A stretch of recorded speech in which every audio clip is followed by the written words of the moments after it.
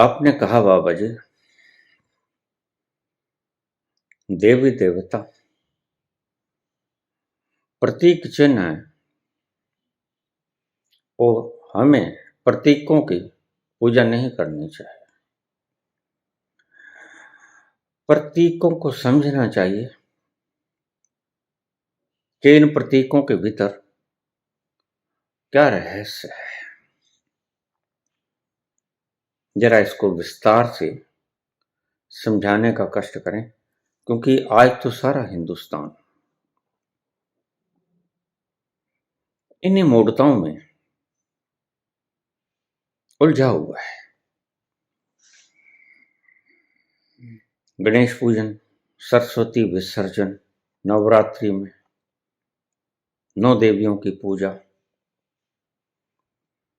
कृपा करके सभी को सरल शब्दों में समझाने का कष्ट करें। कपिल देव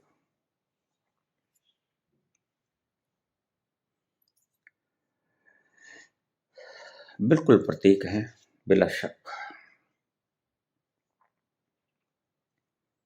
मैंने आपसे कहा था कि जैसे पावर हाउस, वहां से बिजली की सप्लाई होती है, और एक थर्मल प्लांट,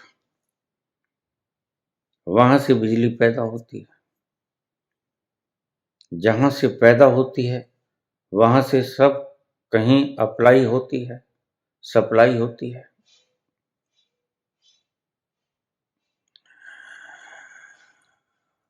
परमपिता परमात्मा,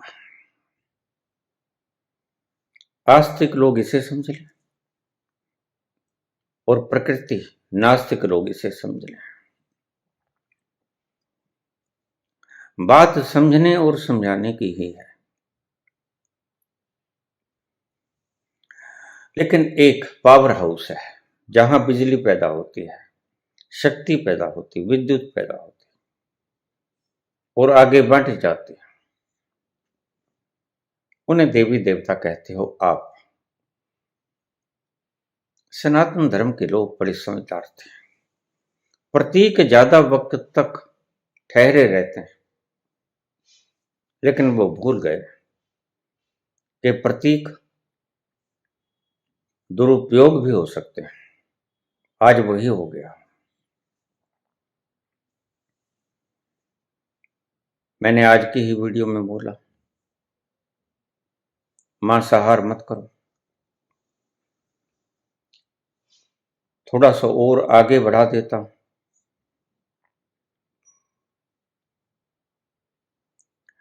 शक्तिशाली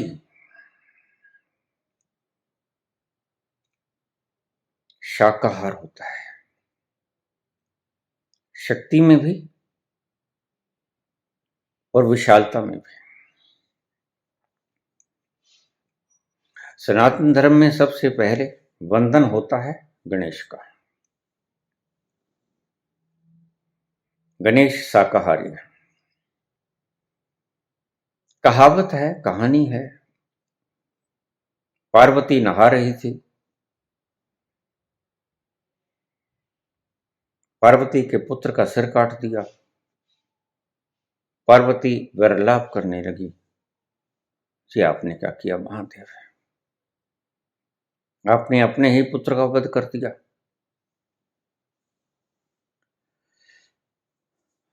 तो कहानी है कि शंकर गए और एक हथनी का बच्चा हथनी से पीठ किए बैठा था, उसका सिर ले आए। ये कहानियां हैं, और कहानियां बकवास होती हैं, क्योंकि कहानी से तुम चिपट जाते हो। फिर तुम कहानियों के अर्थों को नहीं समझ पाते, कहानियों से चिपट जाते हो। यही हमारी मूर्खता है।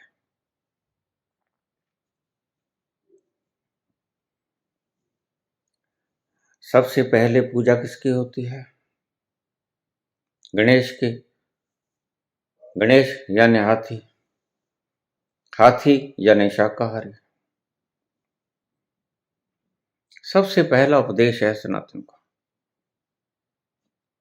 शाकाहार, जैन धर्म भी शाकाहार को ही कहता है। शाकाहारी व्यक्ति साहसी होता है, करुणावान होता है और बहुत से गुण होते हैं। मांसाहारी व्यक्ति में साहस नहीं होता, मुकायर होता है, वह त्याग नहीं कर सकता। सबसे पहले पूजा करने वाले गणेश, हमने आकृति बना ली, कहानी बना ली। कहानी बनाने में ये पंडित दक्ष हैं, लुटेरे दक्ष हैं।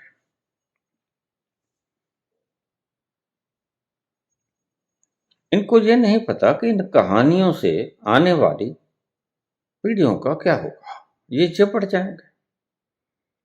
ज्ञान ही देना है तो कुछ ढंग का ज्ञान तो दो, जिससे हमारी चेतना का उत्थान हो। हाथी शाकाहारी है और हाथी सबसे ज्यादा बली है। हाथी पेड़ को गिरा सकता है हिला के, शेर नहीं गिरा सकता। आप शेर की पूजा करते हो, आप अपने बच्चों को पशु बना देते हो। आजा मेरे शेर, क्या बात है। हाथी ने पत्ते खाता है, घास फूस खाता है, जंगल में मांस नहीं खाता। और हाथी सबसे ज्यादा ताकतवर है। हाथी पेड़ को उखाड़ सकता है, शेर पेड़ को नहीं उखाड़ सकता। मांसाहारी व्यक्ति में ना बल होता है ना साहस होता है, और दोनों ही चीजों के लिए तुम मांस का प्रयोग करते हो। तो ये एक सिंबल था कि मांसाहारी हो जाओ। गणेश पूजन सबसे पहले होता है। गणेश पूजन के साथ साथ पूजन होता है सरस्वती का। आपने सभी ने लक्ष्मी की तस्वीर तो देखी होगी, वो भी सिंबल है। लक्ष्मी भी सिंबल है, सरस्वती भी सिंबल है, गणेश भी सिंबल हैं, शंकर भी, विष्णु भी और ब्रह्मा भी, ये सब सिंबल है। इनकी मूर्तियां गढ़ ली हैं हमने। जैसे तुम कल को इतने पागल हो जाओ कि विद्युत की भी कोई शक्ल बना लो, जो थर्मल प्लांट में पैदा होती है विद्युत, बिजली, इलेक्ट्रिसिटी, उसकी कोई तस्वीर बना लो, उसकी पूजा करनी शुरू कर दो, तो तुम्हारी आने वाली पीढ़ियां इतनी बावली हो जाएंगी कि शक्ति पूजा के नाम पर बिजली की उस आकृति की पूजा करनी शुरू कर दी। वही हम आज कर रहे हैं। शक्ति पूजा के नाम के ऊपर जिन देवियों की पूजा होती है उनके अर्थ कुछ होते हैं।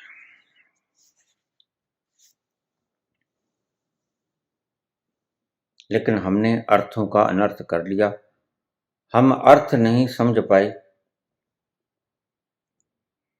हमारे मनीषी उन चित्रों को छोड़कर गए थे कि हम इनको बरकरार रखें, क्योंकि शब्दों को विकृत कर लिया जाता है।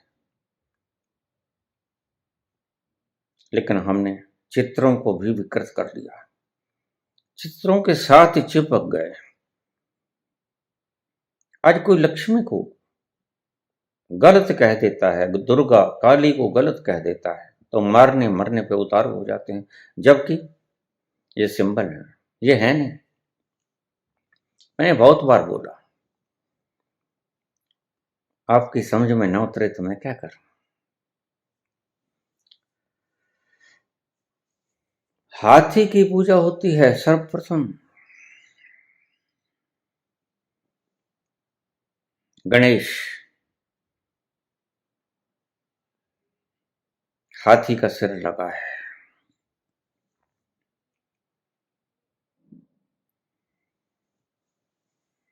सर्वप्रथम उसकी पूजा होती है। क्यों होती है? क्योंकि वो शाकाहारी है। ये संकेत देने की चेष्टा की थी हमारे ऋषियों में कि शाकाहारी रहना, लेकिन मनुष्य शाकाहारी रह नहीं पाया। यह है जीव का स्वाद। अगर आप इस पे काबू पा लो तो सब चीजें शीशे की तरह साफ आपके सामने आना शुरू हो जाएंगे। आपके दिमाग में सब ठीक आना शुरू हो जाएगा अगर आप अपने शीशे को साफ कर लो।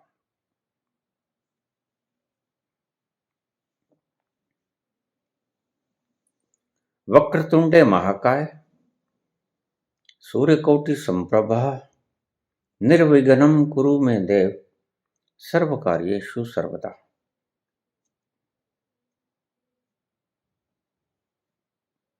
मैं कह रहा था कि आपने लक्ष्मी की तस्वीर जरूर देखी होगी, क्योंकि लक्ष्मी पूजन तो सभी करते ही हैं हिंदुस्तान। लक्ष्मी के एक तरफ सरस्वती वीणा लिए और दूसरी तरफ गणेश। क्या अर्थ है इसका? ये सिंबॉलिक रिप्रेजेंटेशंस हैं। हमने सबको बिगाड़ लिया। हमने शिवलिंग को बिगाड़ लिया, शिव को बिगाड़ लिया, विष्णु को बिगाड़ लिया, ब्रह्मा को बिगाड़ लिया। बिगाड़ दिया बस, अर्थ नहीं जानते हैं। इसका मतलब है कि लक्ष्मी वहां आती है, कहां आती है? जहां शाकाहार होता है।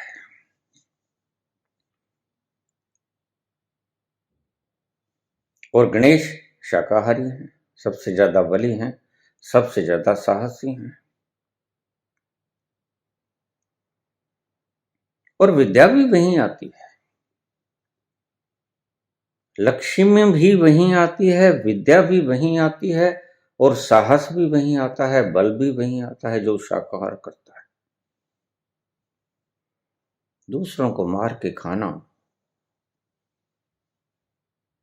आखिर कर्मों का फल, तुम्हारे कर्मों का फल तुम ही भोगोगे। तो मांस खाओगे, दूसरों को दुखी करके अपना पेट भरोगे। अपना पेट नहीं, पेट तो भरने को बहुत कुछ है आजकल। पेट भरने को 3600 प्रकार के भोजन परमात्मा ने तुम्हें दिए, लेकिन जीव का स्वाद। मेरी बात को गौर से समझ लेना। अगर दो चीजों के स्वाद के ऊपर आप कंट्रोल कर सको तो आपका जीवन धन्य हो जाएगा। धन्य यानी जिस अमृत रस की मैं बात करता हूं, आनंद की, दो चीजों के छोड़ देने से आपके भीतर बरसने लगेगा, कबीर की तरह। कबीर कहते हैं, अमृत बरस रहा है, साधो नाचो। तुम नाचते कभी दिखते नहीं। तुम्हारे लंबे उदास चेहरे विकृत, दुखी, चिंताग्रस्त, तनावग्रस्त, पीड़ित क्यों है ऐसा? आनंद की एक झलक तुमने सारी जिंदगी, क्या सारे जन्मों तक नहीं पाई। तुम्हारा आज यहां होना यह बताता है कि तुम अतीत के जन्मों में पहुंचे। यहां बीच में से एक सवाल ले लो। लोग मुझे कहते हैं कि इस्लाम धर्म में, ईसाई धर्म में एक ही जीवन को मान्यता है, बस एक ही जन्म होता है। उसका कारण था,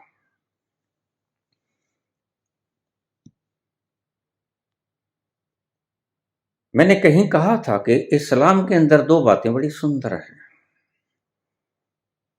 जिसको आपने समझा नहीं, भुनाया नहीं उसको। क्या?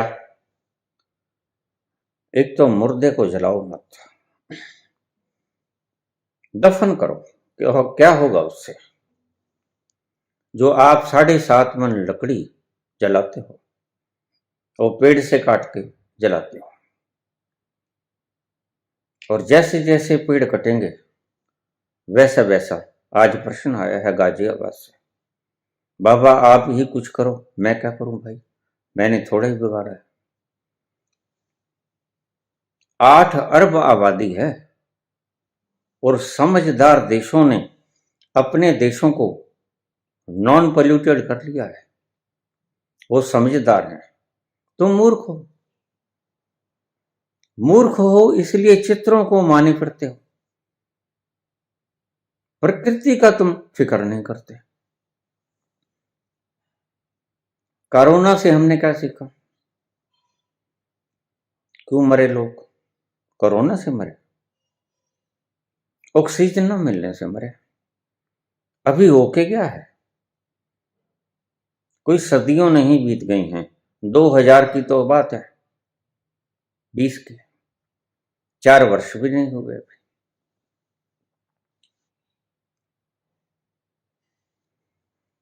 क्यों मरे कोरोना में? ऑक्सीजन नहीं मिली, क्योंकि ऑक्सीजन प्राणवायु है, जीवन है। और दड़ादड़ लोग मरते गए, करोड़ों लोग मर गए ऑक्सीजन के बिना। हमने फिर भी सबक ना सीखा। और कोरोना काल में ये मनुष्य ऐसी सड़ी खोपड़ी है, अगर भीतर बैठ जाए तो ज्यादा अच्छा है। लॉकडाउन में प्रकृति ने भीतर बैठा लिया। तुमने देखना था गंगा का पानी ऐसा निर्मल हो गया। गंगा के पानी की जो पवित्रता शास्त्रों में व्याख्यायित होती है, वह कोरोना के अंदर जाके देखने वाली थी। कुछ ही दिनों में गंगा परम पवित्र हो गई। जो गोमुखी से निकलता था, गंगोत्री से निकलता था, वह शुद्ध डिस्टिल्ड पानी गंगा में बहने लगा, जिसके आर पार आप देख सकते थे, ट्रांसपेरेंट हो गया। यह काले सिर वाला मनुष्य सब उत्पातों की जड़ है।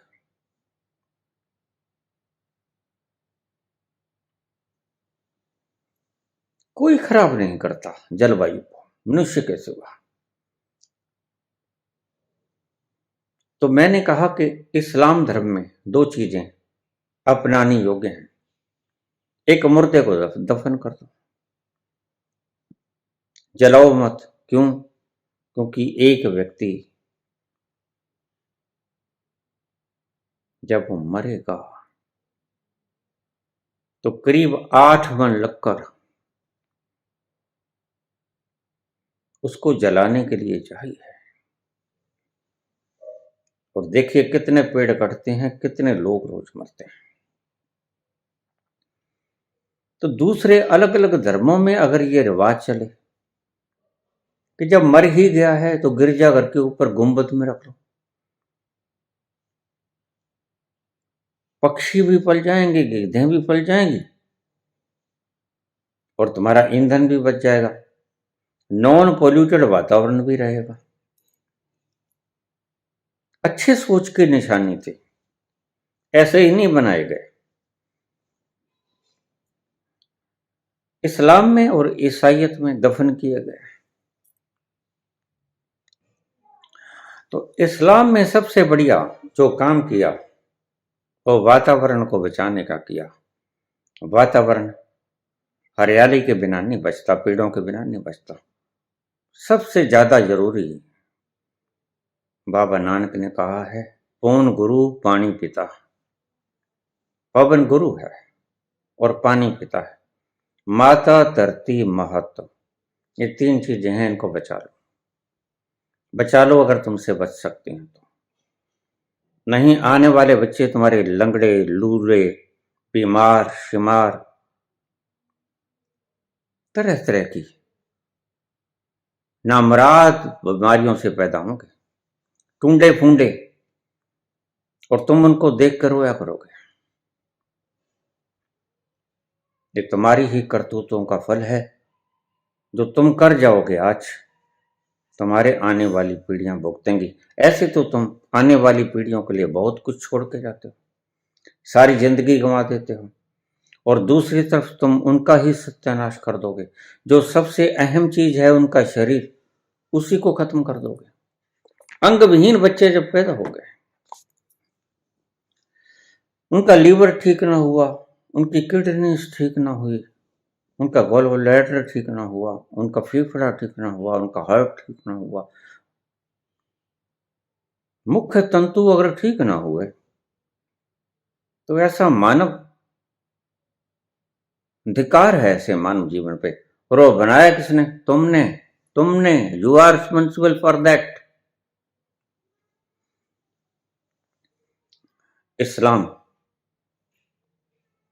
और ईसाइयत, ये धर्म दो हैं, एक यहूदी, ये तीन धर्म एक ही धर्म है, बस ट्राइफर्केशन हो गया है इसमें।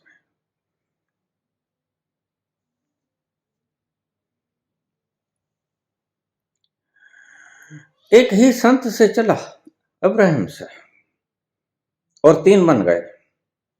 खैर, एक तो ये खासियत है, और ये बहुत बड़ी खासियत है। मैं आपसे कहूंगा, जो मुझसे कहते हैं आप भी कुछ करो बाबा। जब तुम अंदर बैठ गए थे, प्रकृति ने तुम्हें कोरोना युक्त कर दिया था, तो कैसे वातावरण साफ हो गया था? तुमने बाहर देखा? ये आईक्यू कितना था? बहुत कम था। और बहुत से देशों में आज भी है। मुझे मैसेज आते हैं, बाबा यहां तो 30 है, यहां तो 20 है। बिल्कुल होगा, क्योंकि तुम्हारी सरकारें वातावरण को बचाने के लिए सोचती हैं, और हमारी सरकारें गद्दियों को बचाने के लिए सोचती हैं। अंधभक्त हो रहो, लेकिन अपने जीवन का इंतजाम तो कर लो। तुम सुखी कैसे रहो?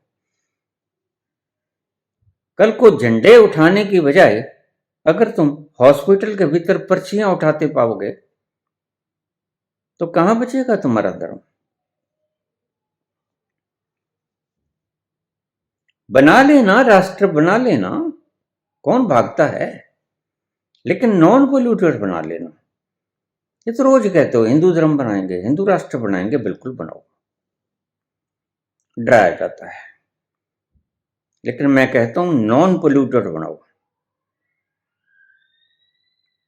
इसमें पोल्यूशन भी ना हो, समृद्धि भी हो, सुख भी हो, शांति भी हो, लड़ाई झगड़े ना हो, किसी मां का पूत, उसका लहू धरती पे बिखरे ना, और धरती लाल ना हो जाए। ईसाइयत ने, इस्लाम ने यह बड़ा पुण्य का काम किया। पेड़ बच गए, पेड़ बच गए तो जीवन बच गया। पेड़ है तो जीवन है। इसको एक मोटो बना लो आज से। मुझे कहने वालों, मैं तुमसे पूछता हूं, तुमने कितने पेड़ लगाए? तुम आज ही जाके 2 पेड़ तो लगा के आओ। करीब 2 महीने पहले, 1 महीने पहले, मैंने अपने व्याख्यान में बोला था कि पेड़ों को बचा लो। जब किसी घर में बच्चे का जन्म हो तो 2 पेड़ लगा के आए उसका पिता, और जब कोई मरे तो 4 पेड़ लगाए। लेकिन आज वैज्ञानिकों ने इसका हल खोज लिया है। हल खोज लिया है। इलेक्ट्रिक मशीनें, विद्युत शवदाकृ, उसके भीतर करीब 800 डिग्री सेल्सियस का तापमान होता है। तुम्हारी ये आग जो मुर्दों को फूंकती हैं, ये ज्यादा से ज्यादा 200, 250, 300 इसका टेम्परेचर होता है, जो मुर्दों को राख कर देती है, लेकिन हड्डियों को फिर भी नहीं गला पाती।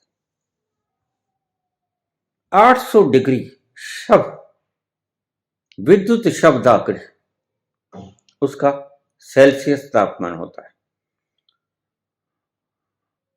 उसके भीतर तुम मुर्दे को छोड़ोगे, और वह छोटी सी पोटली के भीतर राख बनकर आ जाएगा। ये लो, अपने साहब जी उठाओ, बस इतने ही थे।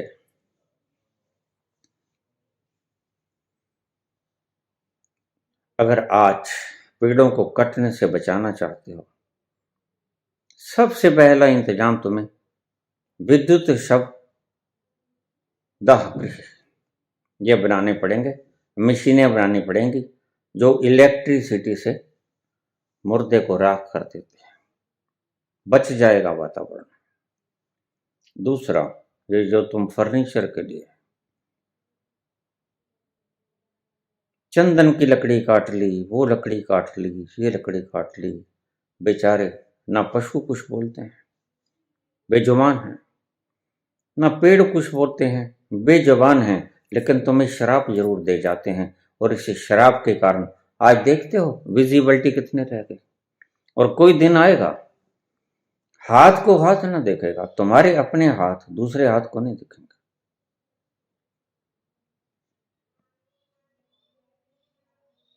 सुबह जागते ही काला धुआं आसमान में होता है और तुम राग लापते हो सुखी जीवन का। तुम्हारे राजनीतिज्ञ मस्त हैं वोटों में।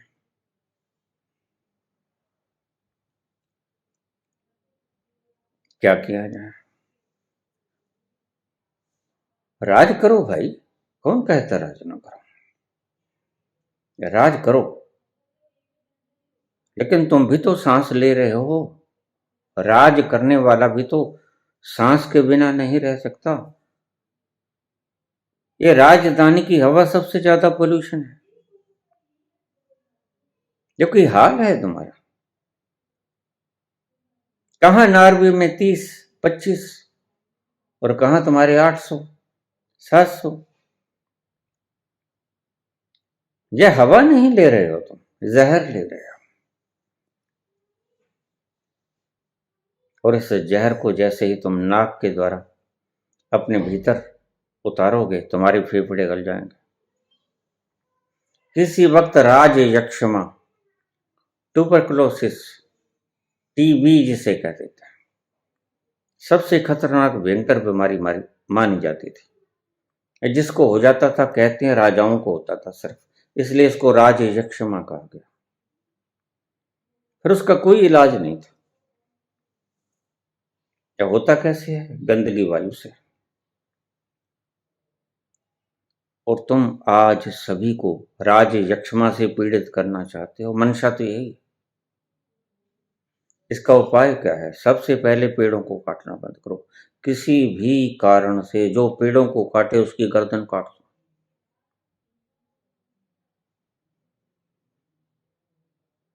अन्य अन्य बातें भी हैं जो गर्दन काटने का कारण बनती हैं। और इस्लामिक धर्म में आज अगर सऊदी अरेबिया में मृत्यु दंड दिया जाता है, यह कृत्य अमानवीय हो चाहे मानवीय हो, लेकिन है बड़ा सुंदर। कुछ ऐसा अपराध कर देना, वृक्षों को काट देना, वृक्षों को मार देना, तुम अंततो गत्वा अपनी औलादों को मार रहे हो, काट रहे हो, जैसे तुम अपनी औलादों का सिर काट रहे हो। भूल मत जाना, जब आरी चले पेड़ पे तो याद कर लेना, मेरे आने वाली तीसरी पीढ़ी, दूसरी पीढ़ी, ये उसकी गर्दन कट रही है। बिना श्वास के वो जिएगा, लेकिन जिएगा हॉस्पिटल्स में रोज जाएगा 3 बार। हमारे ऋषियों ने हमें 3 बार परमात्मा से प्रार्थना करना सिखाया। सुबहकालीन, प्रातःकालीन संध्या, दोपहर की और सायंकालीन संध्या। तो तुम डॉक्टरों के हॉस्पिटल्स में संध्या किया करोगे, सुबह दोपहर शाम, क्योंकि इतने बीमार हो जाओगे। वायु के बिना तुम्हारे पास है क्या? अगर तीनों चीजों को तुमने बचाया, कौन गुरु, पानी, पिता, माता, धरती, महत, धरती को ना बचाया। जो धरती उगाएगी वही हम खाएंगे। धरती जहरीला उगाएगी तो हम जहर खाएंगे। और पानी पोल्यूटेड हो जाता है, यहां तो लाखों मछलियां मर के ऊपर आ जाती हैं। फिर शराब के कारखाने चलाने वाले लोग कहते हैं बाबा हम दुखी हैं। काम क्या करते हो? हमारी डिस्टिलरी है, शराब की फैक्ट्री है। तो भाई ऐसा ही होगा, कोई और काम धंधा कर लो। शराब को बनाने के और बड़े उपाय हैं। जरूरी नहीं है कि इस वेस्ट प्रोडक्ट को तुम गंगा के स्वच्छ पानी के भीतर ही छोड़ो, कहीं और छोड़ दो। जो दिमाग आपका तुम राजनीति करने के लिए लगाते हो, वह दिमाग थोड़ा सा इधर लगा लो कि इस वेस्ट प्रोडक्ट को कहां स्टोर किया जाए। मनुष्यता का भला होगा और तुम्हारा भी भला होगा।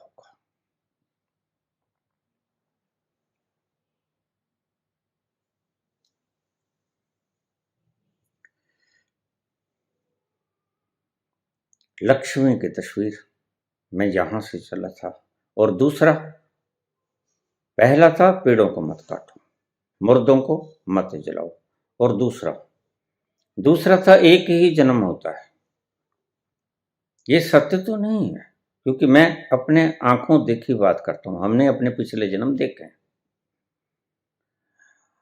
और अपने अनुभव के आधार पे मैं ये बोलता हूं कि सत्य तो नहीं है, लेकिन कामयाब बड़ा है। इसके पीछे का जो मोटो है वो बड़ा अच्छा है, और मोटो अच्छा होना चाहिए।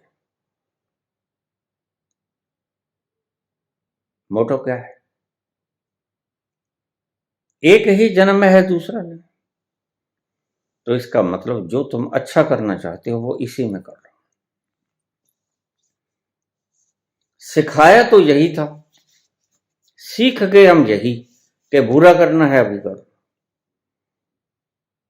तो जहां हमने स्वयं के अहंकार की आहुति देनी थी, हमने वहां बकरों की आहुति देनी शुरू कर दी। बकरीद, कोई भी त्योहार मांसाहार के बिना संपन्न हम गिनते ही नहीं, खासतौर से इस्लाम में। कहा था ये विकृत कर लिया हमने, हमें भी विकृत कर लिया। शक्ति के भंडार को अलग अलग रूप दे दिए। बुद्धि शक्ति से सरस्वती, हाथ में वीणा पकड़ा दो। मांसाहार से तुम बहुत इंटेलिजेंसी को प्राप्त कर पाओगे। अग्र पूजा होगी तुम्हारी, क्योंकि हाथी मांस नहीं खाता, पाती खाता है। पेड़ों को, जंगलों में और क्या होता है, और सबसे ज्यादा समझदार होता है, सबसे ज्यादा ताकतवर भी होता है। तो हम मंत्र तो बोल देते हैं, लेकिन वो तो हमारे कर्म कांड का हिस्सा है, हमारे लोभ का हिस्सा है। बंद होने चाहिए ये फेरे बेरे, ये नाटक है, सिर्फ नाटक। इनके ऊपर वक्त जाया मत करो। और नाटक करने से हमारी भीतर की जो संस्कार पड़ते हैं वो और गहरे हो जाते हैं। हम दोहराए चले जाते हैं, पीढ़ी दर पीढ़ी दोहराए चले जाते हैं। नहीं भाई, फेरों के बिना तो बात नहीं बनेगी। क्यों नहीं बनेगी? आदमी औरत का मिलान होना है, प्रेमियों का। फेरों की क्या जरूरत है? तीसरे व्यक्ति की क्या जरूरत है? मियां बीबी राजी तो क्या करेगा काजी? पंडित की कहां जरूरत है? लेकिन बात यह है, पंडित की जरूरत तो नहीं है, पंडित को जरूरत तो है। तो पंडित तुम्हें बहकाएगा, शास्त्र लिखेगा, ऐसे ऐसे शास्त्र लिखेगा कि मेरे बच्चे भूखे ना मरे। मनु जी ने यही तो किया कि मनु जी ने ये गपोड़ शंख बनाए, मेरे बच्चे भूखे ना मरे। दूसरों के मरते हैं मरते रहे। इसलिए मनु को मैं सबसे बड़ा दुष्ट मानता हूं, जो भेद पैदा कर दे अपने बच्चों और दूसरे के बच्चों के बीच में। वह भेद बुद्धि दुष्ट बुद्धि होती है। मेरे बच्चे राज करें, भोजन खिलाओ, लेकिन भूखे को नहीं, ब्राह्मण को खिलाओ। मनु कहते हैं मेरी औलाद को खिलाओ। जरूरत है भूखे को खिलाओ, ब्राह्मण के बच्चे को। यह कोई तुक नहीं, गलत। भूखे को भोजन देना समझ भी आता है, पेट भरेगा, आशीष देगा। तुम आशीर्वाद की कामना करते हो और अपने बुजुर्गों के निमित्त तुम श्राद्ध करते हो, हालांकि श्राद्ध कुछ भी नहीं, बेकार। इन मूढ़ व्यवस्थाओं को समाप्त कर देना चाहिए, इनके ऊपर दंड लगना चाहिए। जो व्यक्ति ऐसा श्राद्ध करता है उनको जुर्माना, कैद।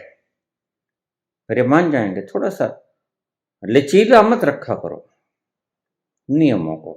कानून के जो किताब है वो थोड़ी सख्त होनी चाहिए, ठीक भी है। और संस्थाओं की किताब विनम्र होनी चाहिए, कानून की किताब सख्त होनी चाहिए, और संस्थाओं की किताब करुणा से भरी होनी चाहिए। ये दो अलग अलग चीजें हैं।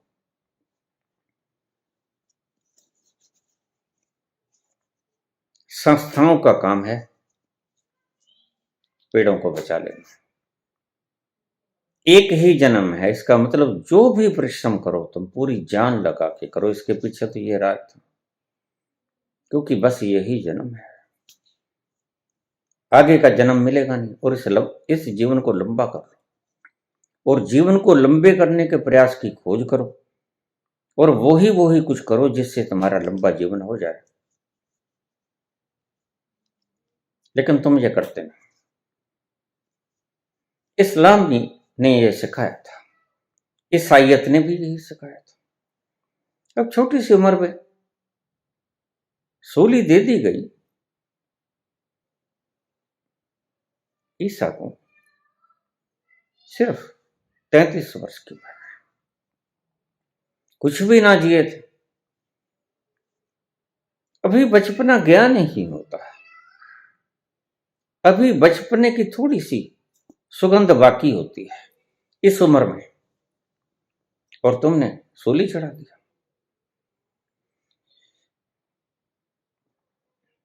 एक जन्म होता है, सिर्फ एक जन्म। इसका मतलब ये नहीं कि एक ही जन्म होता है। ध्यान से समझना, इन बातों के ऊपर विवाद मत करना, तुम इन्हीं बातों में उलझ जाओगे, मुझे पता है। वो कहेगा बाबा ने देखा है, बुद्ध ने देखा है, महावीर ने देखा है, अपने पिछले जन्मों की बात की। बस तुम शास्त्रार्थ में उलझ जाओगे, जो चीज बताई थी थीम में उसको भूल जाओगे। एक ही जन्म होता है, इसके पीछे का राज क्या था, कहने का मतलब क्या था। शब्द वही होते हैं, लेकिन कहने का मतलब बदल जाते हैं। पूरी इंटेंशन से करो, तल्लीनता से करो, पूरी शक्ति से करो जो भी काम करो, और लंबा जीवन जियो। लंबा जीवन जियोगे कैसे? आज तो हम जो कर रहे हैं वह छोटा जीवन जीने का प्रयास है, और वो छोटा जीवन भी बीमारियों से ग्रस्त हो, बूढ़ों की तरह खांसते रहे।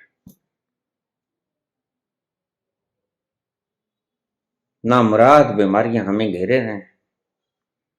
जितने आज कैंसराइटिस के पेशेंट हैं, कभी थे? लोग मुझे कह देते हैं तब कैंसराइटिस का पता ही नहीं होता था। अरे भी होता होगा एक आध आदमी को, जैसे राजाओं को राज यक्षमा होता था, लेकिन सभी को नहीं होता था। आज तो एक ग्राम ऐसा है जहां कोई घर ऐसा है ही नहीं जिसमें कैंसर का पेशेंट ना हो। कारण यही जलवायु। हमने इन 3 चीजों को, जो बाबा ने कहा, पौन गुरु, पानी पिता, माता धरती महत, इन तीनों को विकृत कर दिया है। आज से सौगंध उठाओ, संकल्प लो, संकल्प लो, हम एक हो जाएंगे। किस मुद्दे पे? एक हो जाएंगे वातावरण को बचाने के लिए, संसार को पोल्यूशन मुक्त करेंगे।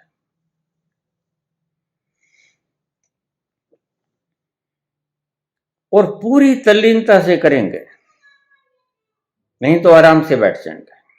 जो करो भरपूर मन से करो, आराम करो तो भरपूर मन से करो। तुम आधे आधे मन से आराम करते हो, आधे आधे मन से काम करते हो, दोनों ही सफल नहीं होते। अगर पूर्ण मन से तुम विराम कर लो तो तुम उस गुण के पास पहुंच जाओगे जिसे मैं कहता हूं कि एक बूंद जिसकी पी ली तो तुम मुक्त हो जाओगे। उसका स्वाद ही निराला है, आनंद का वो गुण। मिलता कैसे है? किसी भी काम को तुम पूरी तल्लीनता से करो। कल ही एक प्रश्न आया था, दीक्षा लेने के बाद भक्त पूछने लगा, बाबा अब मैं क्या करूं? घर छोड़ के जंगलों में चला जाऊं? नहीं। क्यों जाओगे? तुम्हारे बच्चे क्या करेंगे? मैं अपराधी होऊंगा उनकी नजर में। किसी के हाथ से उसका पिता छीन लिया, किसी के हाथ से उसका पति छीन लिया, किसी के हाथ से उसका भाई छीन लिया, ऐसा पाप मैं तो नहीं कर सकता। तुम काम करो, लेकिन पहले तुम अपने लिए करते थे, स्वार्थ के लिए करते थे, अब तुम मेरे लिए करो। सर्वधर्मान् प्रत्यज्य माम एकम शरणं व्रज, मेरी शरण में आ जाओ। जो भी काम कर मेरे लिए कर, मेरा समझ के कर, तो तू सही रूप से दीक्षित हुआ।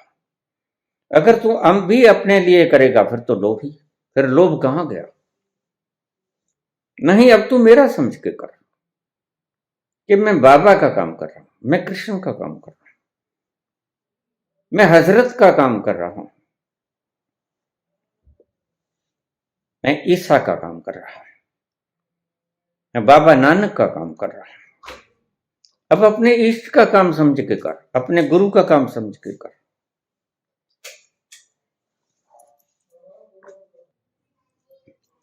मैंने कहानी सुनी है, प्रेमी और प्रेमिका बाग में बैठे होते हैं। गौर से सुनना, शायद तुम्हारे अंतःकरण में उतर जाए बात।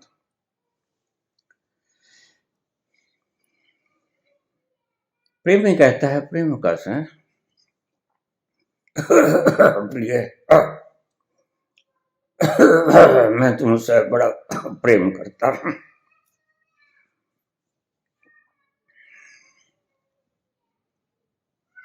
प्रेमिका कहती है, हाँ प्रिय, प्रेम तो मैं भी बहुत करती हूँ तुमसे।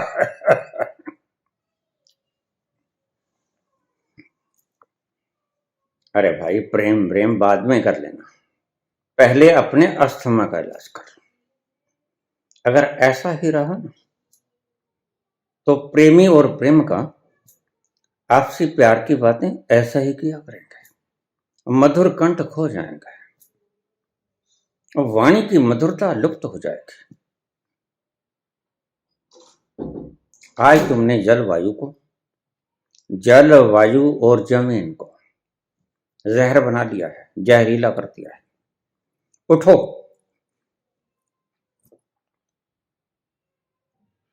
उठो बहादुरों, मेरे विश्व के बहादुरों उठो। आज मानवता संकट में,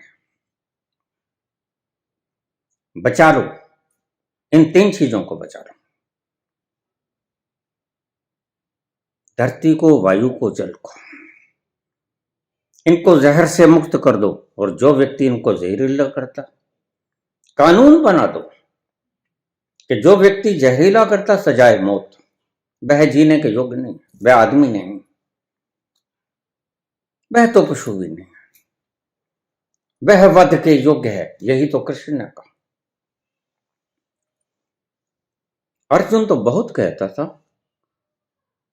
यह मेरे पितामह है, इसकी छत्र छाया की गोद के तले मैं पला, यह मेरे गुरु हैं, जो वाण विद्या आज मैं जानता हूं इनकी कृपा से।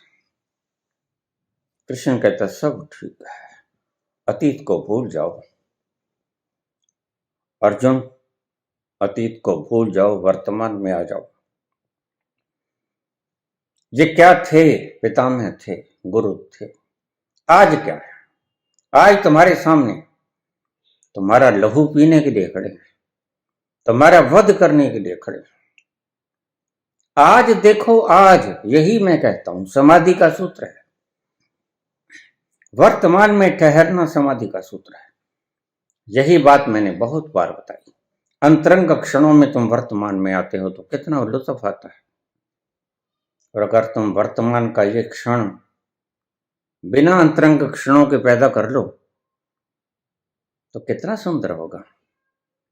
वह शक्ति भी तुम्हारे भीतर एकत्रित रहेगी।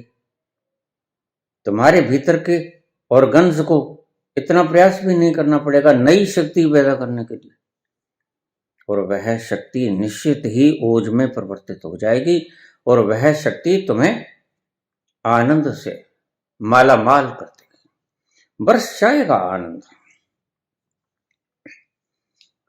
मैं अक्सर कहा करता हूं कि आनंद ने कहा मेरी एक शर्त है भैया। आनंद बड़ा था, बुद्ध छोटे थे। गौतम, क्या शर्त है भैया? मैं तुमसे दीक्षित तो हो जाता हूं, लेकिन मेरी एक शर्त है, 24 घंटे मैं तुम्हारे संग रहूंगा। वह देखना चाहता था कि यह व्यक्ति की दिनचर्या क्या है। यह व्यक्ति बात ब्रह्मचर्य की करता है। यम नियम आसन प्राणायाम प्रत्याहार धारणा ध्यान समाधि में यम के अंतर्गत यह ब्रह्मचर्य की बात करता है। यह ब्रह्मचर्य को निभाता भी है या नहीं? आनंद अपने ब्रह्मचर्य पे कंट्रोल नहीं कर सकता था और पूछना स्वभाव की भी था। गौतम से पूछा, कहता हाँ भाई मेरे साथ रह लिया करो, क्या फर्क पड़ता है। मतलब उसका कुछ और था, निगरानी रखना। कैसे रह सकता है कोई व्यक्ति? आज के डॉक्टर्स भी यही कहते हैं। आज के तथाकथित जुड़ूस समझदार लोग यही कहते हैं ब्रह्मचर्य असंभव है। अब तुम्हें क्या पता है भाई? यह कोई शास्त्रार्थ की चीज थोड़ी, यह तो जिंदगी के नुस्खे हैं। अगर कोई अपना लेगा वह ब्रह्मचर्य के योग्य हो जाएगा, वह उतर जाएगा अपने भीतर और वह आनंद को प्राप्त कर लेगा। और आनंद को प्राप्त करने के लिए जिस कारण से तुम्हारी शक्ति को खंडित करते थे वह फल ही लग गया जब वृक्ष को, तो वृक्ष उस फल की कामना क्यों करेगा? क्यों संभोग के क्षणों में तुम उतरोगे? जब तुम आनंद को प्राप्त हो गए बस एक ही कारण से उतरोगे, संतान उत्पत्ति के कारण। नानक ने भी संतान उत्पत्ति की, कबीर ने भी की, ध्यान रखना। और कृष्ण ने तो बहुत की। उसका कारण भी मैंने आपको बताया। बच्चे को माखन मिश्री कराना शुरू कर दो, व्यायाम कराना शुरू कर दो, बच्चों को सुदृढ़ता, शरीर की सुदृढ़ता के नियम बताओ, उपाय बताओ। वर्तमान के क्षण में ठहर जाना, सब दुखों से मुक्ति पाना। और तुम दुखी हो, तुम पीड़ित हो, तुम रोगग्रस्त हो, पहले तो कोशिश करो ये रोग आए ना। ये रोग तुम्हारी करनी से आए। उन कर्मों को छोड़ो पिछले जन्म के, जिन्हें तुम जानते नहीं। तुम आज ही जो कर्म कर रहे हो वो देख लो, तुम्हारा आईना सामने है।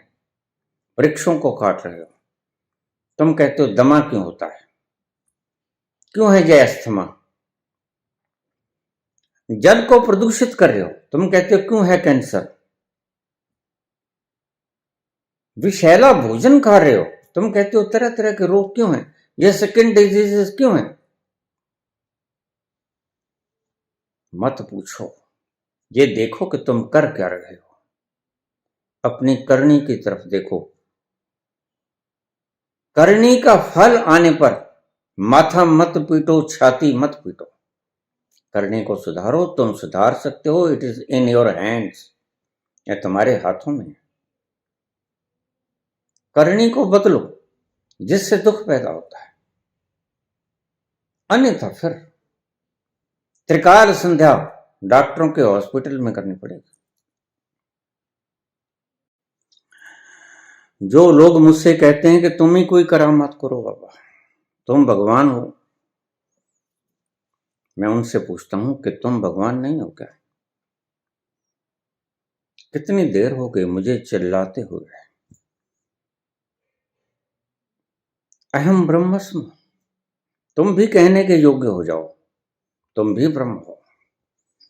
अकेले मेरी जिम्मेवारी नहीं, अकेले मैं श्वास नहीं लेता, तुम भी तो सांस लेते हो।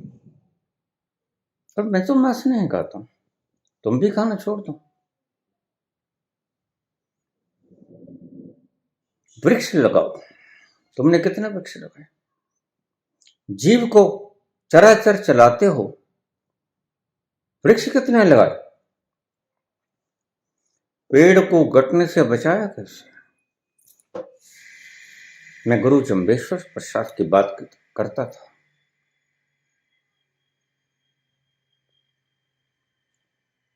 राजस्थान के एक बहुत विद्वान गुरु हुए, पहुंचे हुए, करने वाले, जम्बेश्वर। जम्भावी के नाम से भी प्रसिद्ध हैं। उनका एक वाक्य याद रखो, जैसे जैसे दुनिया का वातावरण प्रदूषित होता जाएगा, उनके शब्द रोज रोज कारगर होते जाएंगे। गर्दन कटवा लेना, फिर भी तो कटोगे, फिर डॉक्टर काटेगा। पेड़ों को मत कटने देना, आगे खड़े हो जाना, आरी चलती हो मुझे काटो, या कट जाना या काट देना। मैं कृष्ण के शब्द बोल रहा हूं। कृष्ण ने यही कहा अर्जुन से, तुम या कट जाओ या काट दो। तुम ये मत देखो कि मेरा गुरु है जिनकी छांव तले मैं पला हूं, जिससे मैं शस्त्र विद्या सीखा। कृष्ण कहते हैं आज ये क्या है, आज तुम्हें मारने पे उतारू। विरोधी खेमे में खड़े हैं, तुम्हारे खून के प्यासे हैं, आज क्या? तो तुम उठ, मां मनुस्मर, युद्ध कर, मुझे याद कर। क्योंकि ये जो तू बातें कर रहा है, मैं इसे अनजान नहीं, मैं इसका कारण जानता हूं कि तू ये बातें कर क्यों रहा है। तुम कायर है, साहसी बन, कायरता की बातें मत कर। ये तुम्हें क्या हो गया है? तू क्षत्रिय पुत्र है, कायरता के दोष से वशीभूत होकर ऐसे कंपन भरे शब्दों को प्रकट कर रहा है। और अर्जुन मान जाता है। अर्जुन कहता है, हाँ प्रभु, आज मैं कंप रहा हूं, मेरा रोमा रोमा कंपन से युक्त है, सारे शरीर से उतर रही हैं बातें, चढ़ रही हैं, दिमाग पागल हुआ जाता है। संशय से ग्रस्त में कार्पण्य दोषोपहत स्वभाव, पृच्छामि त्वाम धर्म सम्मूढ़चेता, यश्रेया सैनश्यतं ब्रूहि तन्मे शिष्यस्ते अहम शादिमाम त्वाम प्रपन्नवा। मैं कार्पण्य दोषोपहत स्वभाव, इस स्वभाव के वशीभूत हुआ। पृच्छामि त्वाम धर्म सम्मूढ़चेता, तुम धर्म के ज्ञान, मैं मूढ़ हूं। आपसे पूछता हूं, इस क्रिटिकल जंक्चर के ऊपर मुझे क्या करना चाहिए? यच्छ्रेया से अनिश्चितं ब्रूहि तन्मे, जो मेरे लिए श्रेष्ठ है, कृपा करके मुझे बताइए। शिष्यस्ते अहम, मैं तुम्हारा शिष्य हूं, अनुगाम करूंगा, अनुगामी, तुम्हारी शरण में हूं, तुम्हारे चरणों में हूं। मुझे रास्ता दिखलाइए, दुविधा से निकालिए, संशय से मुक्त कीजिए। What should I do at this critical juncture? क्या करना चाहिए मुझे? और कृष्ण कहते हैं वही बात, नो दायर सेल्फ। लेकिन अर्जुन कहां जान पाते हैं कि तुम कौन। अर्जुन अब तक भीष्म को और सभी को, गुरु द्रोण को शरीर समझता है, और कृष्ण जानते हैं कि हम कौन। गहरी से गहरी अज्ञानता की जड़ है कि मैं शरीर हूं, मैं मन हूं। इस अज्ञान को मिटा देना, यही तो मैं इल्यूजन है, इसी को मिटाना है। जब तुम जान जाओगे कि मैं शरीर नहीं हूं, शास्त्रों से पढ़ के नहीं, मुझे सुन के नहीं, किसी गुरु से सुन के नहीं, वर्ण स्वयं के अनुभव से। मुझे एक व्यक्ति, मैंने पिछले प्रवचन में भी बताया, कहता बाबा तुम ठग हो। मैंने कहा बिल्कुल ठीक है, मैं ठग हूं तो ठगी का परिणाम भुगतेगा कौन। मेरा कर्म, उसका फल मैं ही भोगूंगा ना। तुम्हें क्यों चिंता हो चली। मैंने कत्ल किया, मैं हत्यारा हूं, तो उस हत्या का फल भोगेगा कौन। मैं ही भोगूंगा ना, तुम्हें क्यों चिंता हो रही है।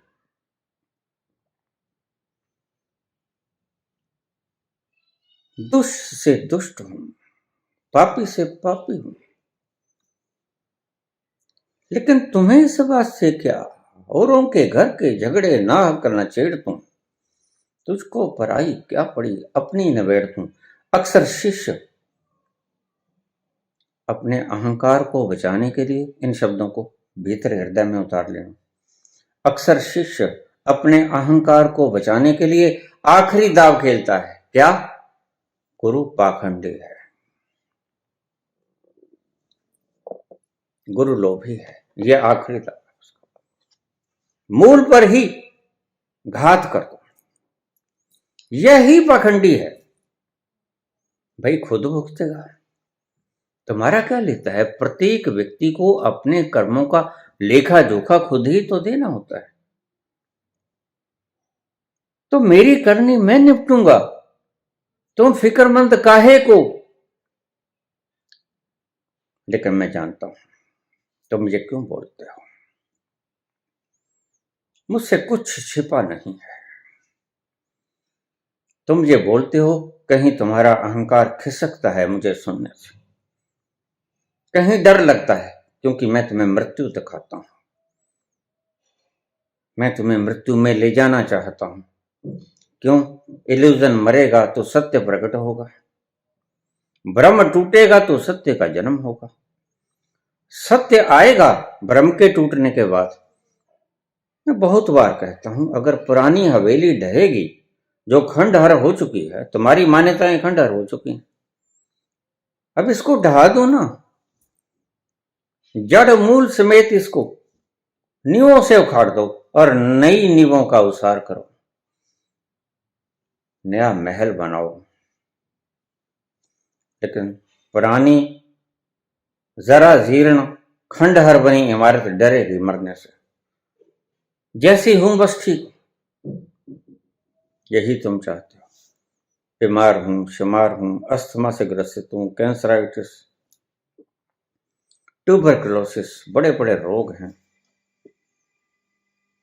मानसिक रोग हैं, कुछ भी हैं, ऐसे ही बना रहूं लेकिन जिंदा रहूं। यह जीवन की कामना, इसको भगवान महावीर ने जीवेषणा कहा है। अगर यह जीवेषणा छूट जाए, यह सब पापों का मूल है। जीवेषणा ध्यान रखना, सब पुण्यों का भी मूल है जीवेषणा। अगर जीते ना रहोगे तो पुण्य भी कौन करेगा। पुण्य और पापों का मूल है जीवेषणा, ये कहते हैं अष्टावक्र। जीवेषणा को छोड़ दो, पुण्य को भी छोड़ दो, पाप को भी छोड़ दो। पुण्य को पहले छोड़ो, पाप को बाद में छोड़ देना, कि पुण्य ज्यादा अहंकार पैदा करता है। तुम किसी को 10 रुपया दान कर देते हो, तुम्हारा अहंकार फूल के कुप्पा हो जाता है, वह ज्यादा प्रतिघाती है। और पापी तो व्यक्ति पाप करके डरेगा भी, कांपेगा भी, छुपता फिरेगा भी, लेकिन पुण्यात्मा तो छाती चौड़ी करके चलेगा। मैं तो दानी हूं। मैं तुमसे कहता हूं कि पुण्य को पहले समाप्त करना। पिछले प्रवचन में मैंने बोला भी था कि अगर तुम किसी को दान करते हो और वो दान इस भावना से करते हो कि यह मेरा था और मैंने ये दान कर दिया, तो तुम पाप कर रहे हो। और अगर तुम ये समझते हो कि मेरा था ही नहीं, इसलिए एक आरती बनाई गई हमारे सनातन धर्म में, तेरा तुझको अर्पित क्या लागे मेरा। ये मेरा नहीं है जो मैं दान कर रहा हूं, ये मेरा था ही नहीं, मेरा कभी होगा भी नहीं। मैं तो एक मिट्टी हूं, 5 तत्व का पुतला हूं, दड़ाम से घर जाऊंगा, खत्म हो जाएगा। ये तेरा है और है भी उसका, ये सत्य भी है, तुम्हारा कुछ है भी नहीं। तेरा तुझको सौंपत क्या लागे मेरा, मेरा क्या लगता है इसमें। इधर से तेरी चीज उधर उठाई, मालिक ने जो कहा वो चीज पकड़ा दे, इधर पकड़ा दे, उधर पकड़ा दे, ये ले, तुम्हारा जाता क्या है। लेकिन अगर तुम इसे अपनी समझ के कि मैंने दान किया, मेरी थी, मैंने किसी दूसरे को दान कर दी, फिर तुम पापी हो, तुमने पाप किया। बाहर से देखने में पुण्य लगेगा, लेकिन भीतर से तुमने पाप किया। पाप क्यों किया? अहंकार बढ़ गया, और अहंकार दुखों का कारण है। तुम रोज कहते हो मैं दुखी हूं बाबा, दान पुण्य भी बहुत करता हूं। कहां करते हो भाई? तुम अगर दुखी हो तो तुम सब कुछ वो करते हो जिससे तुम्हारे अहंकार को पौष्टिकता मिलती है, वृद्धि होती है जिससे। फिर क्या करें? दान करना बंद कर दें? ऐसे दान से तो दान करना बंद कर दो। दान करो तो ऐसा करो जैसे सब कुछ बाबा का है, और बाबा की चीज को हम दान कर रहे हैं। मैं अपने पे तो ले रहा हूं, तुम्हें समझा जाए। दीक्षित लोगों को मैं यही कहता हूं कि दान भी करो तो अपना समझ के मत करना।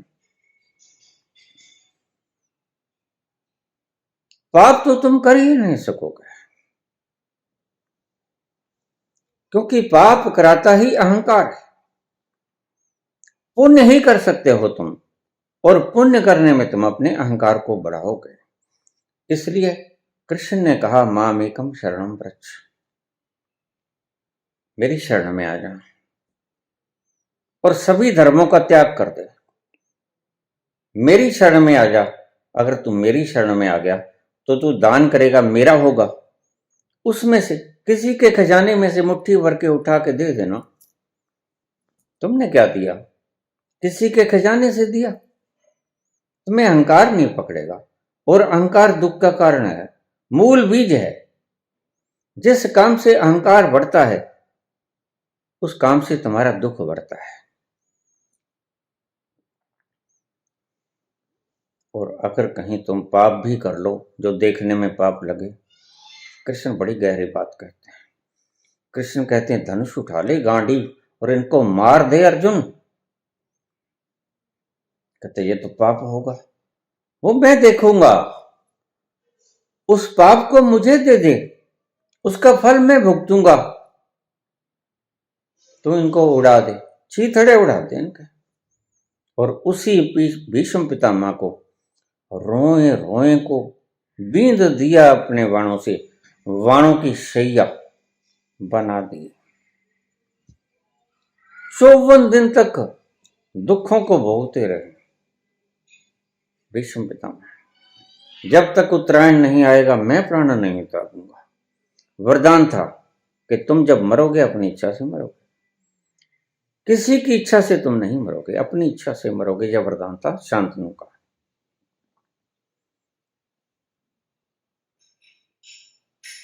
बीत दिया शरीर को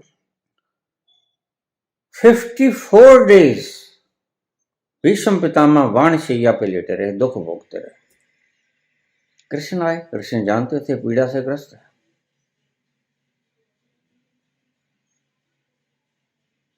प्रणाम किया, कल्याण वस्तु। भीष्म ने कहा दर्द बहुत हो रहा है भगवान, रोआ रोआ चीर गया। वाण बड़े तीक्ष्ण थे अर्जुन के, और मैं तो 24 घंटे यहीं रहता हूं, और सर्दी का वक्त है, रातें बड़ी सर्दीली हैं। तो कृष्ण कहते हैं हम गर्म कंबल दे दें तुम्हें, कोई गर्म वस्त्र उठाते, क्योंकि शरीर तुम नहीं छोड़ते, छोड़ सकते हो इतने घाव, ठंडी लगती है, रातें ठंडी हैं, तो कोई गर्म चीज का उपाय कर दें, आसपास कोई आग जला दें। उसने कहा नहीं प्रभु, भीष्म जानते थे, कृपा कर दो मुझ पे। क्या कृपा, हुक्म कीजिए, क्या कृपा करो, मेरे रोए रोए को दर्द से मुक्त कर दीजिए, ये शायद तुम्हें शास्त्र न बता पाए। और कृष्ण भगवान के पास एक विद्या होती है, 64 कला संपूर्ण है। तथास्तु। और उसका रोआ रोआ दर्द से मुक्त हो गया, मजे से जिया 54 दिन। और जब उत्तरायण आया, सूर्य, तो प्राणों को त्याग किया। खैर लंबी कहानियां हैं, शास्त्रीय ज्योतिषीय गणनाएं हैं, कभी वक्त मिला तो वक्त लगता तो नहीं, किस किस बात पे बोलूंगा। परमात्मा की सृष्टि तो अपार है,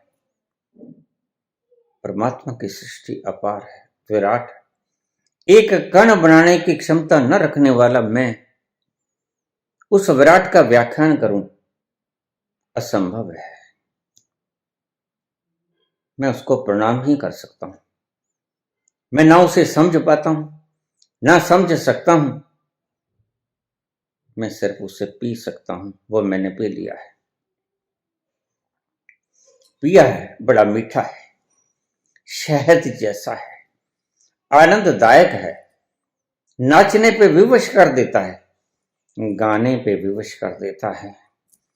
उसका स्वाद ऐसा निराला है कि संसार की किसी भी परम सुखद वस्तु के सेवन से वह स्वाद नहीं मिलता, वह सुख नहीं मिलता, वह ऐसा है।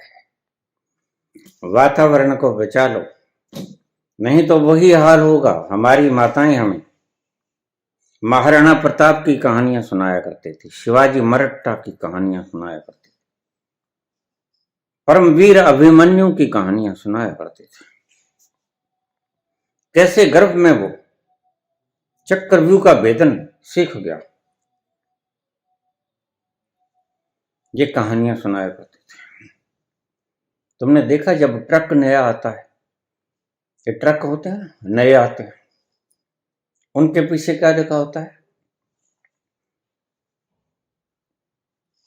हट पीछे फिर मिलेंगे, हट जा पीछे फिर मिलेंगे। नया नया होता है, ताजा, अभी कंपनी में से निकलवाया है, फिर थोड़ा सा बूढ़ा हो जाता है, चल लेता है 10, 5, 15 साल, फिर लिखा होता है मिलेगा मुकद्दर। चलता तो रहेगा, लेकिन जितना को मुकद्दर में लिखा है उतना को मिलेगा। फिर आज के हालात में आ जाता है, जिस हालात में तुम आज हो। तो मैंने जो बगीचे में प्रेमी और प्रेमिका की कहानी सुनाई, दोनों के अस्तमा है मैं तुम्हें बहुत प्रेम करती हूँ, ये वक्त आ जाएगा। फिर क्या लिखा होता है पीछे, जब ऐसी अवस्था में, जरा जीर्ण अवस्था में ट्रक आ जाता है, चल रानी तेरा रब रखा। बस अब तो भगवान के साथ है, पता नहीं कब ढांचा गिर जाए, धमाधम चौकड़ी हो जाए, पता लगता है। संभल जाओ, अभी संभल जाओ, वक्त बचा तो नहीं, लेकिन अभी एक परमात्मा ने तुम्हें सबक सिखाया है कोरोना देके कि अगर तुम टिक के घर में बैठ जाओ तो सब स्वच्छ हो जाएगा, वायु स्वच्छ हो जाएगी, जल स्वच्छ हो जाएगा और तुम्हारी धरती स्वच्छ हो जाएगी। तुमने देखा नहीं होगा, मैंने देखा वो जल जैसा गंगोत्री से निकला, गौमुखी से निकला, वैसा ही हर की पौड़ी पर पाया। रास्ते में कोई प्रदूषण नहीं, सारे भारतवर्ष में लॉकडाउन है। अगर तुम टिक कर अपने घर बैठ जाओ, जैसे मैं बैठा हूं, उपद्रव ना करो, जो करना है घर से ही बैठ के कर लो, कुछ छीना छपटी ना करो, ये सब विद्वेष ना करो, भ्रांतियां ना फैलाओ, प्रदूषण ना फैलाओ, कोरोना काल में जैसे रहे वैसे रहना शुरू कर दो, तो सब स्वच्छ हो जाएगा। ये तुम्हारी मेहरबानी। शराब तो किसी और तरीके से भी अगर पीने की ही आदत है तो किसी और तरीके से भी मिल सकती है। बाहर की शराब, भीतर की शराब तो तुम अभी योग्य नहीं हो गए, वो तो बहुत बाद में। अभी यहां की शराब का स्वाद ले लो, फिर बाहर की स्वाद का, उसका जिसकी बात संत करते हैं। सुरती का सुरत कलारी भाई मतवारी, मधुआ भी गए बिन बोले। वह मदवा पीती है और चुप हो जाती है, वो शराब की बात अलग है। अभी तो तुम नाम जप लो, थक जाओ, नाम जपते जपते थक जाओ, गिर पड़ोगे, फिर बिन बोले वो शराब पीने का मजा आएगा। अभी तो बोलने का थकावट झेल, अभी बोलने की थकावट झेल लो। बड़ा सुंदर उपाय है, ये भी उपाय कर रहे हैं। ए अनार कहने वाले भी कुछ तो मुकाम रखते हैं विद्या में। जप लो राधे राधे राम राम, कुछ तो मुकाम है इनका भी। आ आम होता है, ई ईख होता है, ई इमली होती है, कुछ तो मुकाम है। शुरुआत तो इनसे ही होती है, फिर आगे चलोगे। लेकिन ध्यान रखना, बड़ी क्लासेस के अंदर यह नहीं चलेगा ए अनार है। ए है तो ए ही कहना पड़ेगा, अनार नहीं कह सकोगे तुम। सीधा सीधा जोड़ के शब्दों को चलना पड़ेगा। लेकिन अभी थक लो, अभी बच्चे हो, अभी दाखिला लेना है प्राइमरी क्लासेस पे, नर्सरी, अभी खेलो भी, प्ले एंड लर्न, खेलो भी और सीखो भी, ये खेल है। जप लो राधे राधे, जप लो राम राम, यहां से शुरुआत तो करो। लेकिन इस कायदे से चिपक मत जाना, छाती से यह कायदा फेविकुल से जड़ मत लेना, फिर तुम अंधभक्त हो जाओगे। उससे आगे चलना, फिर इस शब्द पे आ जाने, मदबा पी गई बिन बोले, सुरत कलारी भई मतवारी। तुम कभी मतवारे हो गए? उस मतवारेपन का आनंद ही निराला है। लेकिन शुरुआत करनी पड़ेगी ए अनार से, राधे राधे राम राम, और खूब थक जाओ। मैं कहता हूं जिससे मुक्ति चाहिए उससे थक जाओ, उस आनंद से। मौन से तो तुम कभी नहीं थकते, वह मौन तो युगों युगों से अपरिवर्तनीय है। वह मौन तो मौन है, आद सच जुगाद सच है भी सच, नानक होसी भी सच, किसकी बात करते हैं? उस परम मौन की बाबा बात करते हैं। वह तो आदि अनादि सदा के लिए वह मौन रहेगा, मौन है, परम मौन है। शुरुआत करो बोलने से, अंत होगा परम मौन से। यहां से यात्रा शुरू होगी, अंत होगी चुप्पी पे। चुप हो जा अगर ईश्वर